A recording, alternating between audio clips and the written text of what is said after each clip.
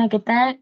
Mi nombre es Bianca y el día de hoy, mi equipo y yo estaremos presentando el tema de la unidad 3, que es metrología óptica e instrumentación básica. Y mi equipo está conformado por Guillermo, Naomi, Alejandro, Ángel, Gerardo y una servidora, pues bien, Bianca. Bueno, para comenzar, queremos darle una pequeña introducción a la que vamos a presentarles el día de hoy. En este pequeño trabajo vamos a hablar sobre todo sobre el concepto, características, instrumentación, medidores, ventajas y desventajas de lo que es la metrología óptica. Si bien podemos mencionar que la metrología óptica es la rama de la óptica, que tiene como propósito efectuar medidas de muy alta precisión usando las ondas de la luz como una escala. Eh, Estos se hacen por medio de instrumentos llamados interferómetros, de los cuales están basados en lo que es la óptica y la luz. Más que nada en este tema estaremos hablando mucho sobre el aspecto de la óptica y cómo es que llega a manejar en la luz. Así que vamos a comenzar con el primer tema. Primero vamos a mostrar lo que es la introducción a la óptica. Si bien sabemos que la naturaleza de la luz ha sido un enigma muy atractivo e interesante para los hombres desde la más remota antigüedad, la primera suposición más o menos razonada se hizo durante la Edad Media en el sentido de que la luz era un flujo de partículas de naturaleza desconocida. Isaac Newton pensó que, con muy buenos argumentos científicos adecuados a su tiempo, que la luz estaba formada por corpúsculos de diferentes tamaños y velocidades, los que inducían vibraciones en el medio en el cual se propagaba la luz, al que se llama éter, de acuerdo con su tamaño y la velocidad. La óptica, pues, es el campo de la ciencia y la ingeniería que llega a comprender los fenómenos físicos y tecnológicos que están asociados con la generación, transmisión, manipulación, uso y la detección de la luz. Bien, si podemos bien saber que el estudio de la óptica se puede dividir en tres partes. La primera, que es la óptica geométrica, que ahorita la vamos a ver, que es donde se utiliza el método de los rayos luminosos. La segunda es la óptica física, que se trata de la luz considerada como un movimiento ondulatorio. Y una tercera, que es la óptica cuántica, que en este caso no la vamos a ver, pero pues igual las podemos mencionar, que se refiere a las interacciones entre la luz y las partículas atómicas. Bueno, existen diferentes formas de llegar a controlar la luz. La primera es bloqueándola con algo. La segunda es reflejándolo, conocido como la reflexión de la luz. La otra es doblándolo, es decir, que la luz cambia su dirección pasando de un medio transparente a otro de diferente densidad, que es conocido como la refracción de la luz.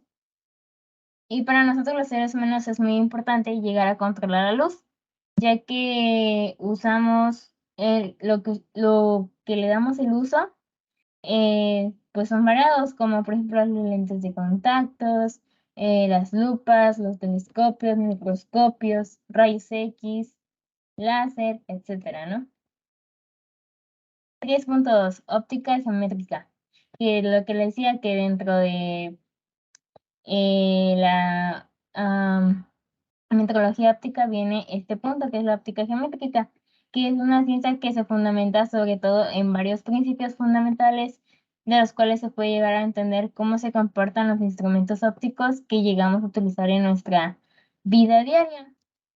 Eh, pues más que nada la óptica geométrica pues llega a estudiar todo lo que es las imágenes que son generadas gracias a los procesos de reflexión y refracción que ya había dicho de la luz, y entre sus principales funciones se encuentran pues analizar la trayectoria que tienen los rayos de la luz y los movimientos ondulatorios. Para empezar, existen varias áreas en las que la óptica geométrica es aplicada. Por ejemplo, en la instrumentación óptica, por ejemplo, en los lentes, en los prismas, microscopios, telescopios, como los ejemplos que ya había dado anteriormente. En las comunicaciones, que este se usa como medio de llevar pues la información, y los sistemas ópticos participan de forma directa en la transmisión.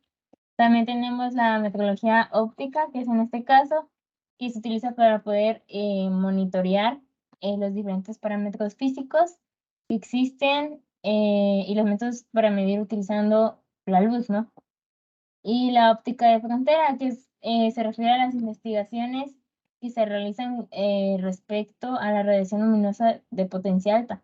Y luego también tenemos las leyes, que es una de estas es la reflexión y refracción que ya conocemos, la propagación rectilínea de la luz, la independencia de los rayos y la versibilidad.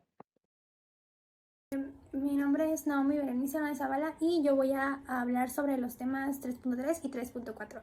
3.3, que es la óptica física. Para comenzar, ¿qué es la óptica física? Bueno, esta estudia la naturaleza ondulatoria de la luz y los fenómenos físicos que solo se pueden comprender a partir del modelo ondulatorio. Es un ejemplo de las cosas que estudia la óptica física son la difracción, la polarización y la fotometría. Para comenzar explicando cada uno de estos fenómenos, voy a comenzar con la difracción. Este es un fenómeno característico de las ondas que se basan en la desviación de estas, más que nada, ¿no? Al encontrarse con un obstáculo o atravesar una rendija. Esta ocurre con cualquier tipo de ondas, las ondas de la luz e inclusive las ondas de sonido. La polarización es una propiedad de las ondas que pueden oscilar en más de una dirección. Esta suele referirse a las ondas electromagnéticas, aunque también puede referirse o darse en ondas transversales. La fotometría. Esta trata de la medida de la luz en su espectro cuantitativo, considerando un objetivo y un subjetivo. Un objetivo podría ser un espectro visible y el subjetivo sería el ojo. Ahora, para comenzar con el tema 3.4, este es diferencias, ventajas y desventajas de instrumentos analógicos y digitales. Bueno, tenemos instrumentos o parámetros que se caracterizan de cierta forma o que caracterizan a algún fenómeno, y estos pueden clasificarse en dos, digitales o analógicos. Tenemos que los parámetros digitales son caracterizados porque toman todos los valores posibles de manera continua, por ejemplo la intensidad de la luz o la velocidad de un vehículo. Y los parámetros digitales son o cuentan valores más discretos, por ejemplo el número de moléculas o las revoluciones del motor de un vehículo. Ahora, tenemos instrumentos analógicos. Estos se refieren a magnitudes o valores que de forma continua, como ya mencioné, velocidad, distancia o qué tan rápido o lento es un sistema de audio. Las ventajas que tenemos con estos son que son de bajo costo, no requieren o no son tan sofisticados y es fácil adaptarlos a diferentes tipos de escalas no lineales, y algunos de estos no necesitan de una fuente de alimentación para poder funcionar. Las desventajas son que tienen poca resolución. Su error de paralaje es limitante entre un poco más del 0.5%, y pues eso nos genera que no tengamos medidas exactas. También la rapidez de la lectura, usualmente es una lectura en segundos, o las lecturas pues por este tipo de errores pues no son exactas y pueden variar dependiendo del instrumento que estemos utilizando. Los instrumentos digitales tienden a dar una impresión de ser más exactos, ¿no? Porque pues es un aparato un poco más sofisticado y cuenta en algunos casos con mayores herramientas que uno analógico. Las ventajas es que tienen mejor resolución. En algunos alcanzan más de 9 cifras en lecturas de frecuencia con exactitud de más de 0.002% en medición de voltajes. Tiene una rapidez de lectura y puede superar las 1000 lecturas por segundo. Puede entregar información digital y esta simplemente se procesa inmediatamente en una computadora. Puede eliminar la posibilidad de errores por confusión de escalas y no están sujetos a un error de paralelaje.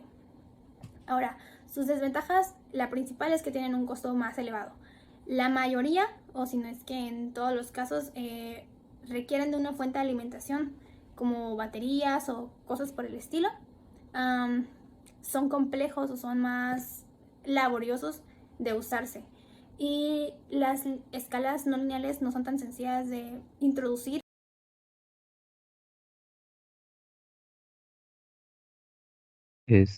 Bueno, pues muy buenas tardes, maestro. Yo soy Ángel Gabriel Vázquez Ruiz y me tocará hablar sobre subtema 3.5, que son los instrumentos ópticos, en los cuales tenemos muy entendido que la flexibilidad es el tema clave dentro de la tecnología de multisensores. La flexibilidad en el mundo de la metrología significa tener la libertad de elegir entre medición por contacto y medición óptica, con solo un sistema de medición. Para la medición de materiales sensibles al tacto, la solución ideal son los sistemas de medición óptica, en los cuales estos sistemas miden de forma no destructiva y con precisión. Gracias al versátil rango de sistemas de medición ópticos, disponemos de la solución correcta, más que nada, para cada tarea de medición. Algunos ejemplos que, por ejemplo, tenemos que para nosotros los seres humanos es muy importante controlar la luz, ya que los usos que le hemos dado son muy variados.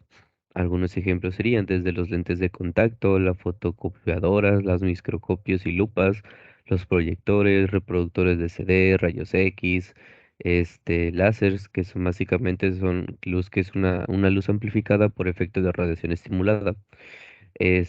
También tenemos los que son los instrumentos ópticos, los cuales son los lentes de aumento, el telescopio, la cámara fotográfica. Aquí como tenemos estos ejemplos, el microscopio, catalejo, las linternas, las miras para los fusiles, los prismáticos. Y luego tenemos también lo que es el subtema 3.6, que son los instrumentos mecánicos, en los cuales existe una gran variedad de instrumentos, ya que toda tarea mecánica lleva consigo la necesidad para que tomar ciertas medidas de las piezas y ciertos trabajos que se están realizando, para así tener como una medida o las cosas con mucha precisión, para que así pues todo sea muy exacto y se pueda sacar unos resultados correctos de las medidas y de los cálculos que se realizan sobre las piezas o sobre los objetos dentro de lo que se está viendo. Bueno, los instrumentos que se utilizan para realizar las mediciones se pueden clasificar en tres grupos. El primer grupo sería los medidores, que son los aparatos que se encargan de comparar la dimensión que se desea medir con la unidad de medida. A este grupo pertenecen las reglas, los flexómetros y los calibres. También tenemos el grupo 2, que serían los comparadores. Estos se utilizan fundamentalmente para comparar dimensiones dentro de las piezas, para así tener una mejor exactitud y todo para poder sacar una buena conclusión y tener buenas medidas. Y luego tenemos los que son los verificadores. No se utilizan para la realización de medidas ni nada de eso, sino que su función es comprobar si una dimensión se encuentra o no dentro de ciertos límites, así para tener como ya más exacto todo. Y pues bueno, eso sería todo de mi parte. Muchas gracias.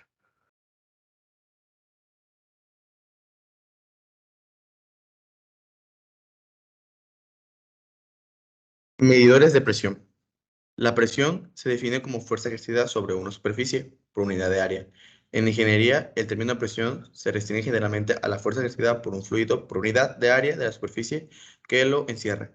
De esta manera, la presión con símbolo P de una fuerza, símbolo F, distribuida sobre un área, símbolo A, se define como P es igual a F sobre A.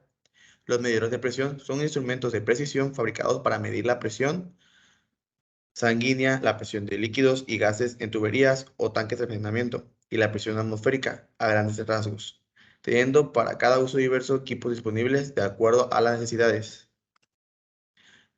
Los ejemplos de tipo de medidores de presión es el manómetro de tubo de Bourdon.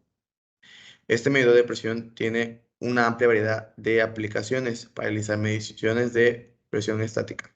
Es barato, consiste y se fabrica en diámetros de 2 pulgadas en carátula y tiene una exactitud hasta el 0,1% de lecturas a escala plena. Este es un ejemplo de un manómetro de tubo de Bourdon. Manómetro de tubo abierto, un aparato muy común para medir la presión. Manometrices, el manómetro de tubo abierto. El manómetro consiste en un tubo en forma de U que contiene un líquido que generalmente es mercurio. Cuando ambos extremos del tubo están abiertos, el mercurio busca su propio nivel, ya que se ejerce una atmósfera de presión sobre cada uno de ellos. Cuando uno de los extremos se conecta a una cámara presurizada, el mercurio se eleva hasta que la presión se iguale. Aquí está el ejemplo del manómetro de tubo abierto. Ahora pasemos al tema 3.8, medidores de torsión. ¿Qué es la torsión? En este sentido, se trata del resultado del momento de fuerza, es decir, la fuerza aplicada sobre un eje sólido de configuración prismática. Los medidores de torsión también son llamados medidores de ángulo de rotación, ya que la intención de torcer un elemento es justamente hacerla rotar sobre su propio eje. Tipo de medidores de torsión. El primer sería la torsión con taquímetro. El uso dado a estos medidores es que la aplicación de apriete angular en los tornillos de ajuste de la tapa de cilindros a culata del motor. Medidores de torsión imantado. Los medidores de torsión imantados son especialmente requeridos al momento de hacer un apriete en un ángulo específico a un tornillo perteneciente a un sistema de engranajes o piezas móviles. Los de torsión digital, los medidores de torsión digital, entre sus ventajas está la posibilidad de usarlo en lugares con poca iluminación, su acople rápido y posibilidad de variar entre varias configuraciones y tipos de lecturas. Esto sería todo.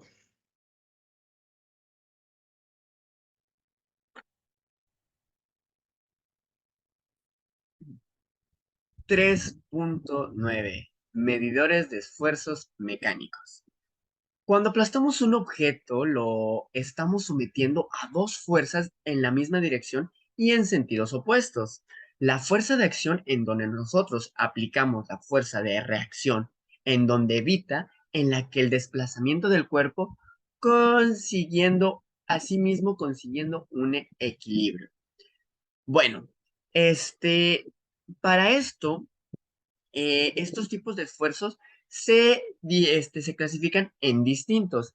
En mecánica, llamamos esfuerzo a la fuerza que actúa por unidad de superficie, ya sea la área, es decir, es el cociente entre la fuerza y la superficie en la que se aplica. Todos los objetos que nos rodean están sometidos a distintos esfuerzos en función de su diseño, su colocación y el conjunto de fuerzas que actúan sobre los mismos.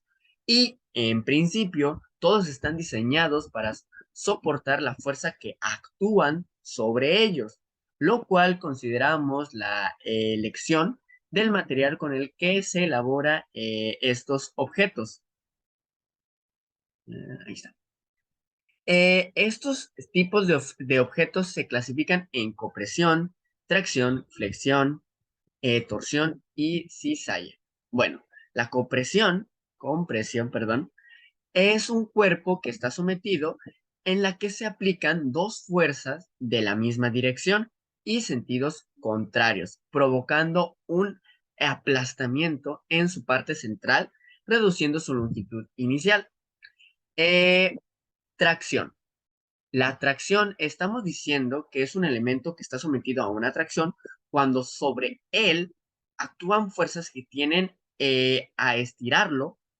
Los tensores son elementos resistentes que aguantan muy bien este tipo de esfuerzos. Flexión. Un elemento que está sometido a flexión cuando actúa sobre él las cargas que tienen a doblarlo. En un esfuerzo de flexión se nos da el esfuerzo de tracción y compresión. A la vez, pues cuando el cuerpo se hunde, una parte sube hacia afuera, que es la tracción, y mientras que la otra se hunde hacia adentro, que es compresión. Torsión. Un cuerpo sufre este tipo de esfuerzos cuando existen fuerzas que tienden a retorcerlo. Un esfuerzo producido por retorcer o girar un material sobre sí mismo, ejerciendo en sus dos partes un giro del sentido contrario. Y por último, cizalla. Un cuerpo está sometido a este tipo de esfuerzos que también lo podemos conocer como cizallamiento exacto, o un corte o esfuerzo cortante. Cuando se le aplican dos fuerzas de sentidos opuestos que tienen tendencia a cortarlo, actúan de forma de una parte que la estructura tiene a deslizar sobre la otra. Muy buenos días o tardes, maestro. A mí me tocó el tema 3.10, que son medidores de fuerza, pero de dureza, perdón. Pero comencemos explicando qué es la dureza. La dureza es el grado de resistencia que opone un mineral a ser rayado por otro. Ahora bien, entrando en el tema, los medidores de dureza o durómetros son un dispositivo que, como su nombre lo indica, se utiliza para determinar la dureza superficial de un material. ¿Cómo funcionan los durómetros? Una vez que se requiere conocer la dureza del material seleccionada, se normaliza la fuerza que se ha de aplicar a través de un elemento penetrador, que también debe estar normalizado. Dependiendo de la profundidad o tamaño de la huella que se obtenga de esta aplicación de la fuerza, es como sabemos el grado de dureza del material. Tenemos diferentes tipos de medidores de dureza. Está el durómetro digital, el durómetro ASTM y el parametales. El durómetro digital sirve para medir la dureza en lo que es el caucho. A su vez, el ASTM igual, pero en cauchos más duros o en materiales más duros, madera o rocas o etcétera. Y pues el parametales, pues como su nombre lo indica, son para los metales.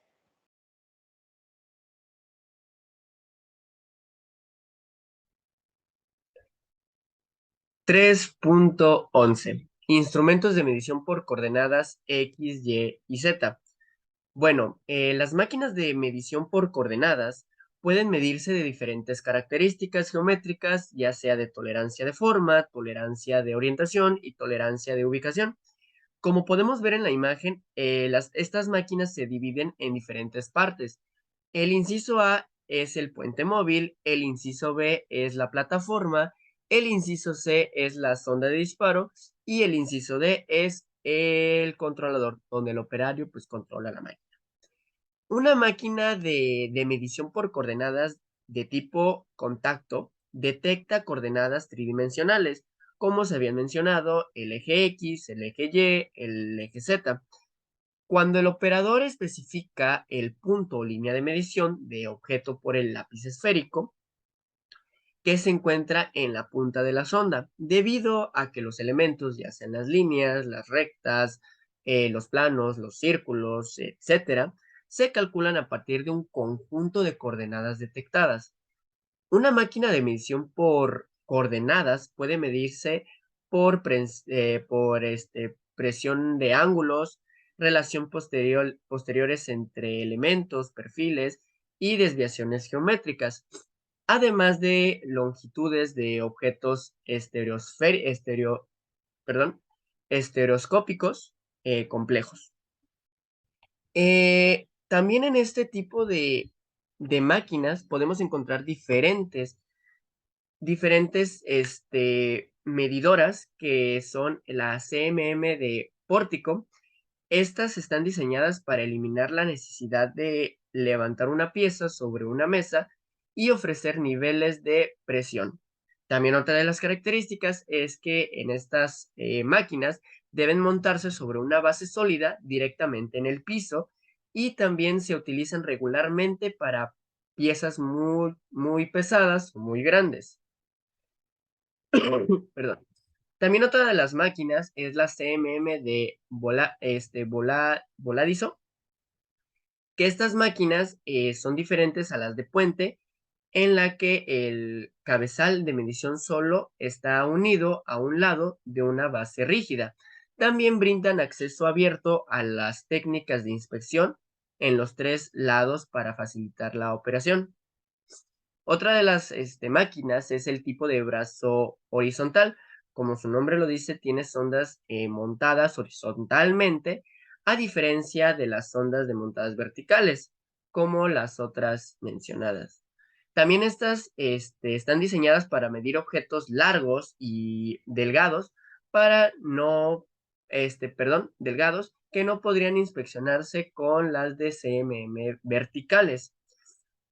Otra de las características es de que se utilizan a menudo para inspeccionar geometrías que son difíciles de alcanzar. Otro de los tipos es el tipo puente piso, que es el antes mencionado. Esta cuenta con un sistema de palpado que se mueve a lo largo de los 3 ejes, X, Y y Z. Cada eje tiene un sensor que monitorea la posición de la sonda en micrómetros. Y una de las últimas características es de que estos puntos forman lo que se llama una malla hermética que ilustra el área de superficie que le interesa a los usuarios inspeccionar. Y por último es la CMM de brazo de medición portátil.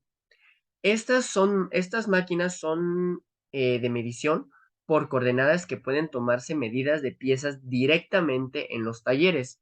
Las MMS cubren rango de medida muy amplio. En estos, los modelos compactos para mediciones de piezas pequeñas, modelos de gran capacidad para medición de grandes volúmenes y gran variedad de cabezas de contacto y óptico que permiten la medición de piezas complejas y con sondas de diferentes accesibilidad. Sería todo.